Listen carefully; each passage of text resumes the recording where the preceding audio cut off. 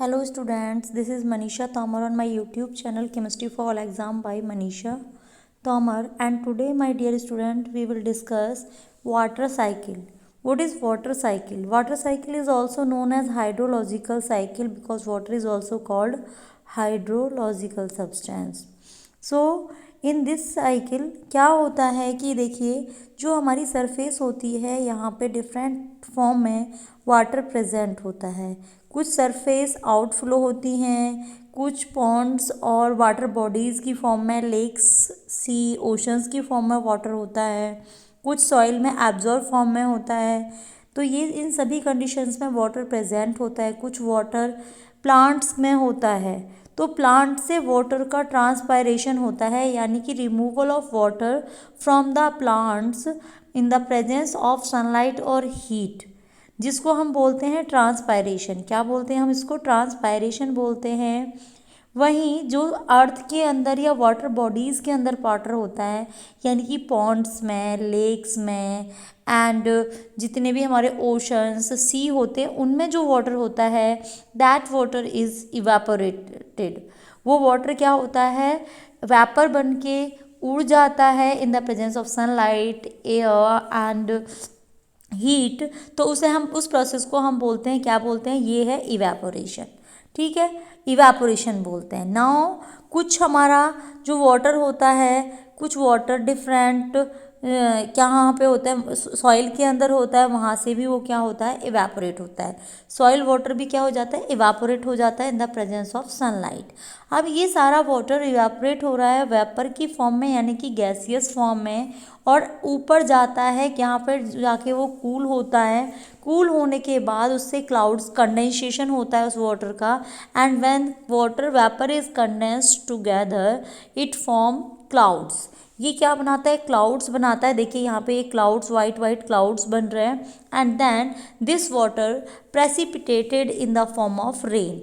और फिर ये वाटर रेन की फॉर्म में, रेन बनकर, यानी कि प्रेसिपिटेट की फॉर्म में अर्थ पर वापस से आ जाता है, जिससे अगेन ये प्लांट्स को मिलता है, वाटर बॉडीज़ को मिलता है, सरफेस को मिलता है, सॉइल को मिलता है, और सॉइल से वो इनफिल्ट्रेशन प्रोसेस के थ्रू ग्राउंड वाटर, यानी कि सरफेस के नीचे तक वाटर चला जाता है। कुछ वाटर सरफेस पर फ्लो करता रहता है और कुछ इनसाइड द सरफेस होता है, जिसे हम ग्राउंड वाटर कहते हैं। जितना भी माउंटेन्स पर या माउंटेन्स पर या हिली एरियाज़ पर वाटर होता है, वो रन ऑफ होके वाटर बॉडीज़ में आ जाता है, या जो सॉइल पर यानी कि लैंड पर वाटर होता है, वो भी वाटर रन ऑफ होकर वाटर बॉडीज़ में चला जाता है। तो दिस साइकिल, ये लगातार प्रोसेस चलती रहती है। क्या क्या प्रोसेस चलती रहती है? वाटर का इवेपोरेट होना या ट्रांसपायरेशन होना वेपर की फॉर्म में, ऊपर फिर कंडेंसेशन होना, कूल होने पर क्लाउड्स का फॉर्मेशन होना, प्रेसिपिटेट की फॉर्म में अर्थ पर आना, और सॉइल के थ्रू, प्लांट्स के थ्रू उसको एब्जॉर्ब करना या वाटर बॉडीज़ में कलेक्ट होना। This cycle is called hydrological और वाटर साइकिल। आई होप कि आपको ये साइकिल पसंद आई होगी, और अगर इसके बारे में हम बहुत कुछ और जानना चाहते हैं, जो पॉइंट मैंने अभी एक्सप्लेन करें हैं, तो you can understand from the here the continuous circulation of water from earth surface to atmosphere, from the atmosphere back to earth is called water cycle। लगातार यही साइकिल चलते रहना कि अर्थ से एटमॉस्फेयर में गया, कंडेंसेशन हुआ और फिर वापस आया, यही प्रोसेस लगातार होती रहती है। इसे ही हम क्या कहते हैं? वाटर साइकिल या हाइड्रोलॉजिकल साइकिल कहते हैं। Water is present on the earth in rivers, lakes, ponds, oceans and soil. Some water is also present under the ground, which is called groundwater. Some heat from the sun evaporate water from rivers, lakes, pond, oceans, जैसा मैंने आपको भी बताया, और वो water vapour बनती है and it goes into the air. The plants and trees absorb water from the soil through their roots, and plants and trees loses water as water vapor by the process of transpiration through the pores of the leaves, जिन्हें हम क्या कहते हैं? Stomata कहते हैं। This water vapor is also go into the air. The air containing water vapor is heated by the sun, hot air being lighter rises high in the sky. So when the air containing water vapor rises at high altitude, the water vapor present in it get cooled. The cold water vapor condenses to form teeny droplets of water, and these teeny droplets of water form clouds in the sky, and the teeny droplets of water in the cloud join together to form bigger drops of water. These drops of water fall down on the earth in the form of rain, and in very cold regions the water drops in the sky freeze to form snow. कई कुछ कुछ बहुत ठंडे areas होते हैं वहाँ पे ये फ्रीज भी हो जाती है, जहाँ वही स्नो बन जाती है, आइस बन जाती है. So water also falls down to the earth in the form of frozen state called snow. Water formed by the melting of snow and some of the rain water flows into the rivers and finally into ocean. The rain water also fills the lakes and ponds and get absorbed by the soil. Some of the rain water seeps through the soil and goes under the ground. यही हमारा क्या होता है, एक water cycle जो होती है, occurrence of water cycle in nature is a continuous process. What is the importance of water cycle in nature? First one is water cycle makes fresh water available in the form of rain.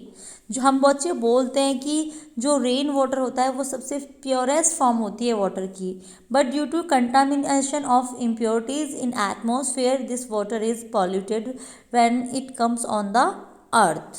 So rain water is the pure water. Next, water cycle keeps the amount of water on the earth surface constant. Water cycle की वजह से water जो होता है वो अर्थ पर properly बना रहता है. जितना रिमूव होता है वो अगेन रेन उस पर रेन की फॉर्म में अर्थ पे आ जाता है. इफ़ इट रेन हैवली, अगर बारिश बहुत तेज़ है, हैवी है, तो क्या होता है, हम क्या करते हैं, ये रेनफॉल जो होता है वेरी करता है one place to another place. And जो मानसून होता है वहाँ पे रेनी सीजन कहा जाता है उसको. And rain gives us many advantages like relief by cooling of the environment. Summers में अगर रेन हो जाती है तो आपको ठंडा ठंडा फील होने लगता है.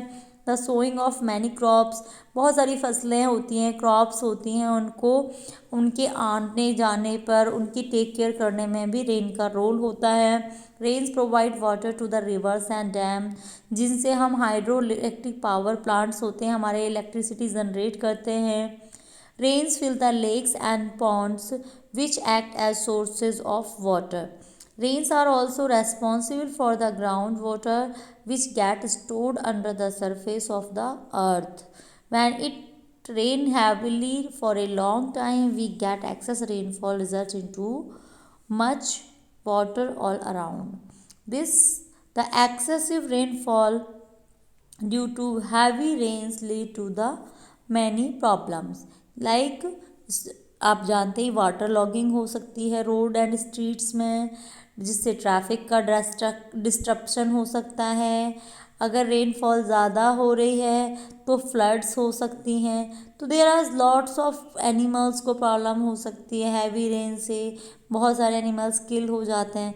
तो ये सारे रेन के रीजंस होते हैं. इन सबको आपको इतना करना नीड नहीं है. आपको अगर आपसे वाटर साइकिल पूछता है तो you have to give some important points like precipitation, condensation, transpiration and evaporation. ये टर्म से आपको पता होना चाहिए क्या होती हैं. अगर आपसे पूछता है कि व्हाट इज़ एवापोरेशन, तो vaporization of water in from the earth crust or from the water bodies in the presence of sunlight and air, that's called evaporation. The removal of water from the plants is called transpiration, and the rainwater falling of rain from the clouds is called precipitation. And the condensation, when the air molecules are combined together they form clouds. This condition is called condensation.